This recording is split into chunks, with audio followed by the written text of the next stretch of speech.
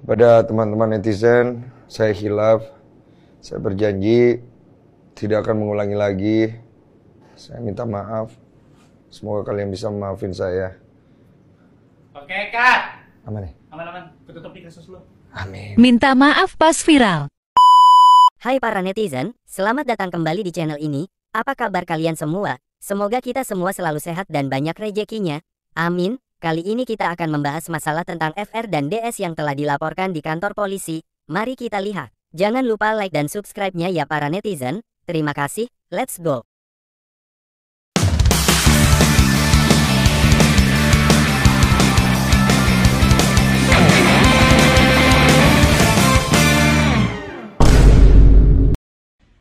Densu sudah mengatakan kalau memang mau hajar ya hajar beneran.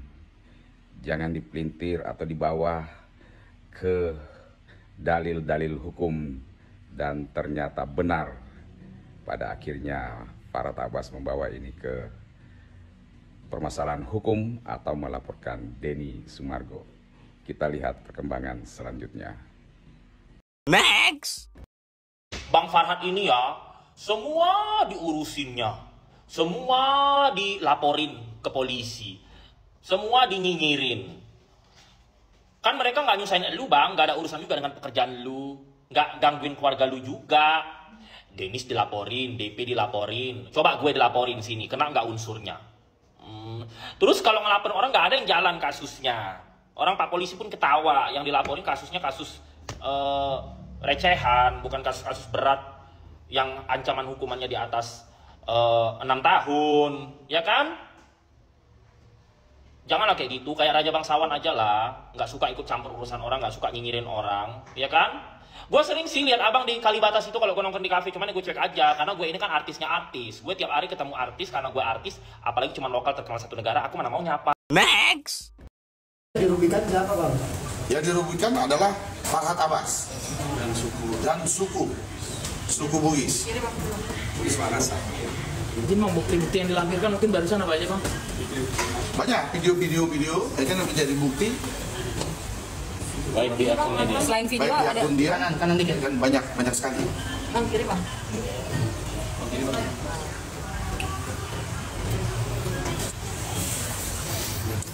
Berarti nggak ada kata damai ya, Bang? Berarti nggak ada kata damai ya, Bang, kalau udah melaporkan ini?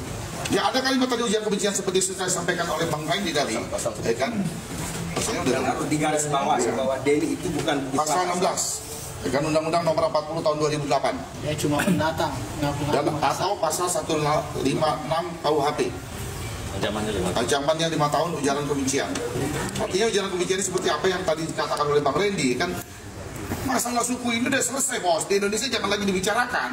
Jadi ketika misalkan sebuah perusahaan, direktur utamanya orang Batak, lalu manajernya orang Jawa, kemudian wakil direkturnya orang Padang, itu udah biasa. Udah lagi tidak terkotak-kotak, ya kan, terkait menyangkut masalah ras itu, nggak ada yang kalimat kau Bugis, ya kan, Makassar, kau Bugis, nggak ada lagi, bos. Harus udah. Jadi jangan seolah-olah terjadi ikan ujaran kebencian yang mengadu domba antara suku. Suku ini di Indonesia sudah selesai sanggap. Ada kerugian apa lagi? Di garis bawah ya, di situ pernyataan Denny dia tidak pahami Bugis Makassar. Di situ ada ada bahasa orang-orang tua dulu yang mengatakan Sombai Rigoan, Mangkau Ribone, Payunge Rigu. Berarti Bugis Makassar saudara mereka. Siapa yang lagi raja di Koat, siapa yang jadi raja di Bone, siapa yang jadi raja di Lu, itu adalah mereka bersaudara. Jadi kita lagi mikirin tetap kembali. Aku bukan Jawa, bukan Sulawesi, bukan Maluku, Sumatera, dan Papua, tapi aku Indonesia. Semangat aku Indonesia tidak dimiliki yang saya rasakan. Bahkan ketika saya mengatakan saya orang Bugis, bukannya dia menganggap itu sebagai saudara, malah. Nah, dan saya juga memang keberatan, orang tua saya itu kaget melihat gaya ini.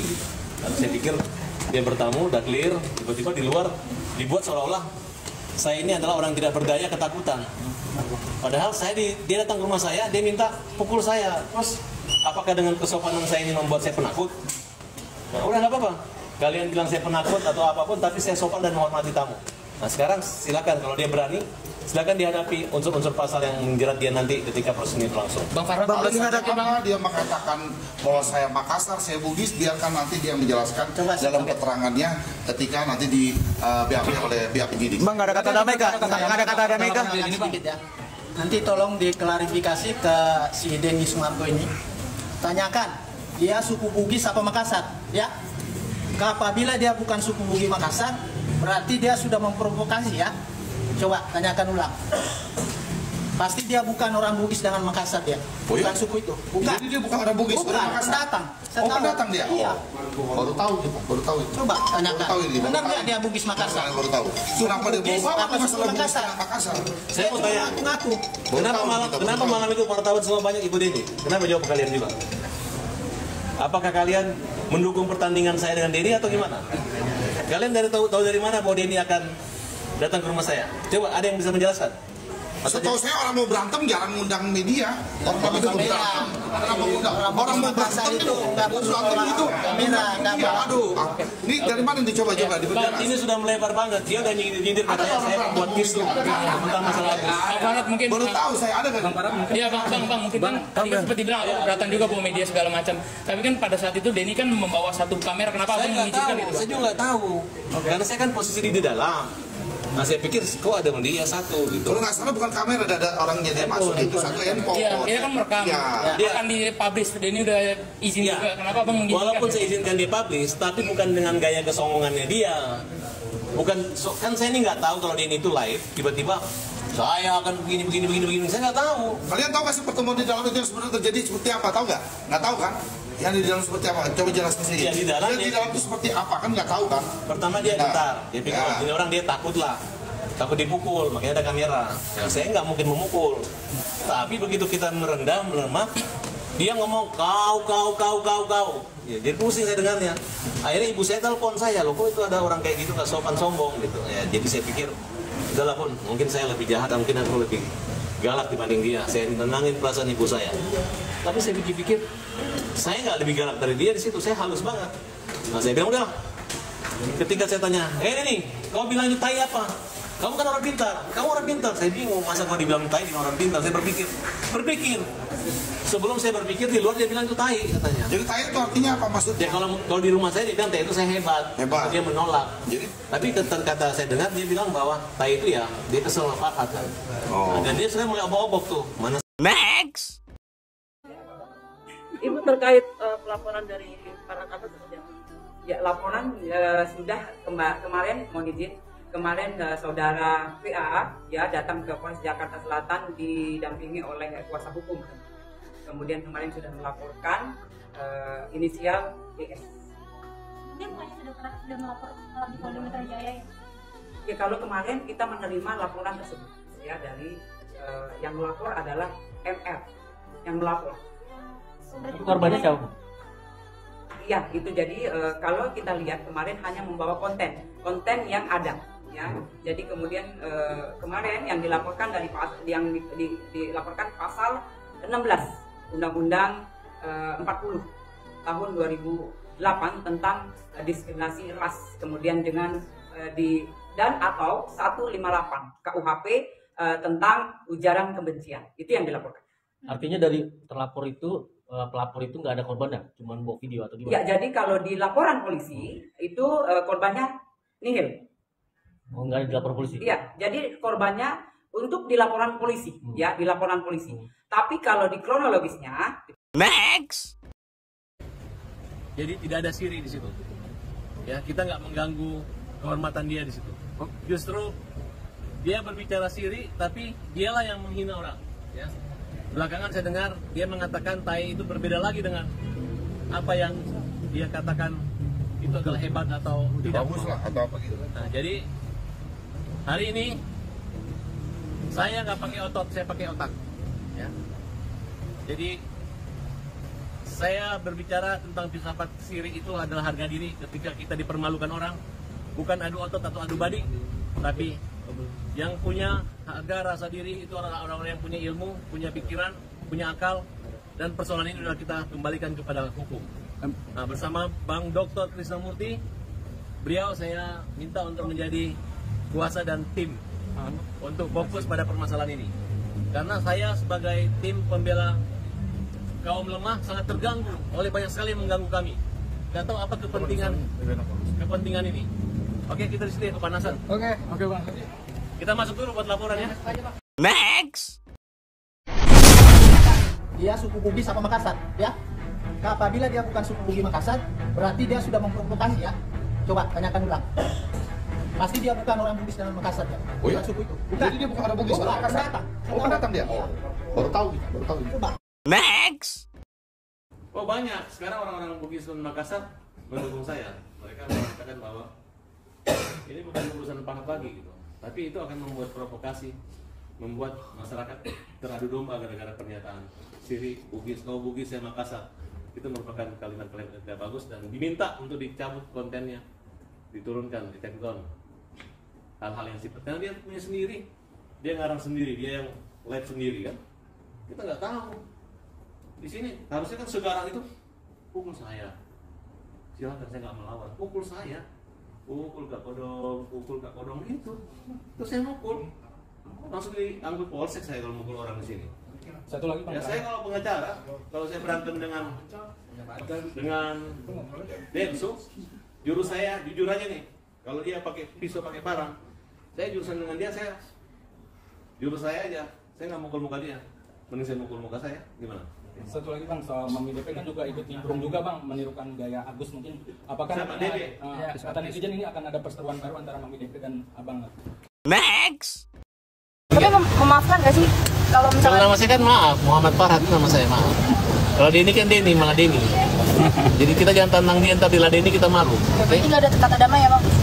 Pokoknya saya nggak mau sombong arogan, tapi dia harus tahu akibat melanggar hukum di Indonesia. Bang, tapi Abang melaporkan Denny hari ini, masyarakat semakin menghujat Abang seperti apa Bang? Alah itu kamu aja ngomong. Enggak, banyak kan netizen. Tadi kan masyarakat yang ngomong. Jangan-jangan kamu orang Denny. Oke Bang. Oke Bang. Oke. Plat nomor gua Hajar tuh. Hajar. Oke, thank you Bang. Next. Kalau para pencari keadilan, Anda mungkin melihat ada oknum pengacara diolok-olok, dilecehkan di medsos, benar-benar diolok-olok sampai tingkat paling rendah. Bayangkan kalau oknum pengacara seperti itu menjadi pengacaramu, bagaimana nasib perkaramu, bagaimana wibawa pembelaannya dengan memakai jasa oknum pengacara seperti itu. Jadi para pencari keadilan, berhati-hatilah memilih pengacara, karena pengacara itu sangat memerlukan modal trust, kepercayaan. Wibawa dari pembelaannya itu sangat terkait juga dengan wibawa dari pengacaranya. Kalau pengacaramu diolok-olok titik paling rendah, titik paling hina, bagaimana cara pandang aparat hukum, bagaimana cara pandang hakim terhadap kasusmu? Jadi pilihlah pengacara yang dipercaya masyarakat, setidak-tidaknya masih punya nama, tidak diejek, tidak diolok-olok habis, benar-benar tidak dihina sampai titik paling rendah. Hotman Paris. Ada hal yang menarik yang gua ambil dari wawancara dia tadi malam. Di mana wawancaranya dia itu, dia menyebut bahwa Pablo dan istrinya pernah pinjam uang sama dia, pernah berhutang sama dia. Gini ya, saya ingin Farhat Abbas segera buktikan itu dalam waktu 1x24 jam. Oke? Kalau tidak, saya ingatkan lagi kamu Pablo, nggak usah cari gara-gara saya sama kamu. Saya nggak cari gara-gara sama kamu. Ini kalau saya buka-buka ini, lu nggak minta maaf, awas saja. Aku seorang sakit, lihatlah keadaan aku, tanya keadaan aku.